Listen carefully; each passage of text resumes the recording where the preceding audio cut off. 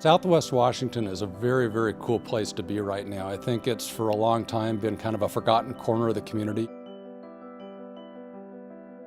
Increasingly, we are a center of commerce. We're a center of passionate and caring people.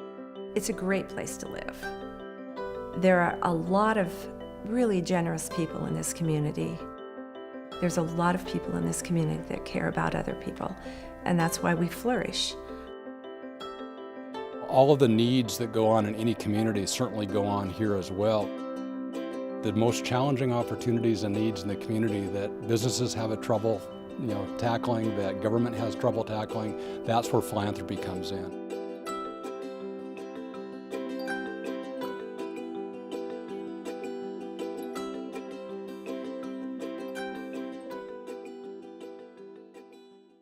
The Community Foundation was born in a period of deep recession in Southwest Washington. We started in 1984. Interest rates were high. Real estate market was falling apart. Money was much, much scarcer than it is today. We can't, in my mind, even think of how tough money was to raise. It was a difficult time. It was a challenging time.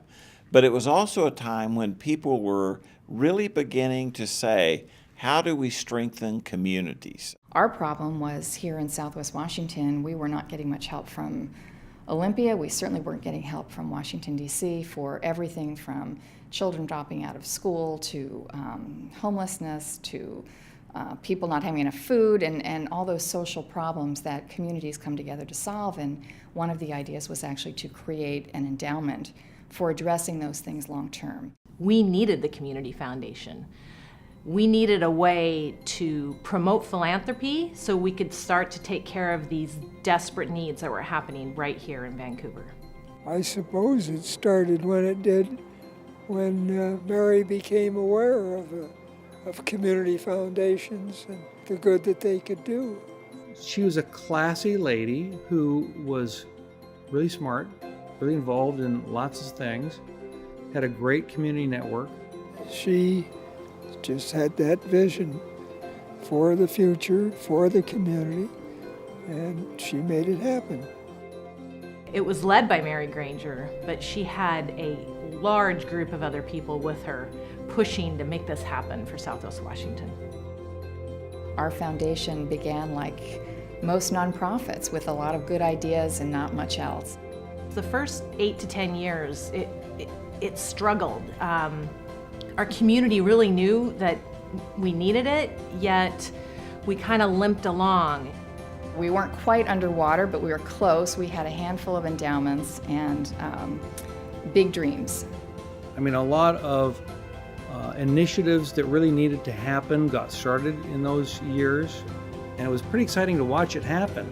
It seemed like in about year 9 or 10, explosive things started happening. Our donors just really got behind the foundation, and we started to see a large amount of assets flow through the Community Foundation into projects, going directly to nonprofits to help with basic needs in our community. So it was an exciting time. We went from under 10 million in assets to over 40 million in assets at the end of that period of time. The community was really coming into its own. But then 2008 came along. We saw our asset size drop by 30%. Needs were growing. Our nonprofits and our community were in desperate need. Mid-recession, we realized that they didn't have enough money to do their basic services. So rather than just being an extra, the funds they got became important bread and butter to them. I mean, they counted on them. So we realized that instead of maybe giving 20 small grants, we needed to give maybe fewer but larger grants. That's really what the Community Foundation's expertise is being in touch enough with the community and the kind of the things that are happening locally to figure out how to be generous and do it well. They make everyone feel that they're very welcome and part of the team. And it's a wonderful atmosphere. It's a closeness and a dependence on one another that causes a bonding that lasts forever. To me, it's a near perfect organization.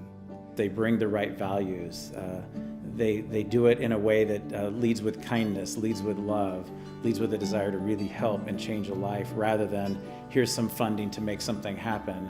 It's really all about here's some resource to make a life better and to have a life improve and be what it ought to be.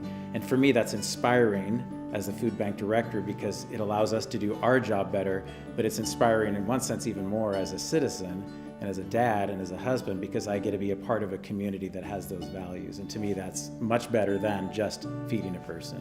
Community foundation is a huge, huge tool for any community that wants to further themselves. The Community Foundation makes it easy to give.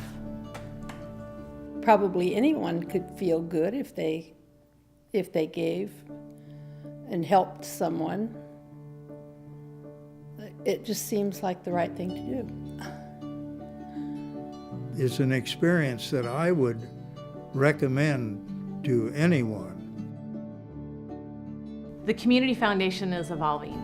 Over the past 30 years, our donors have granted more than $125 million into our community. We know that over the next 30 years, it will be more than $125 million. I don't know what the next generation of philanthropists really looks like, but I think we can pave the path in one sense from what it means to be a kid to what it means to be someone who really is a concerned community member.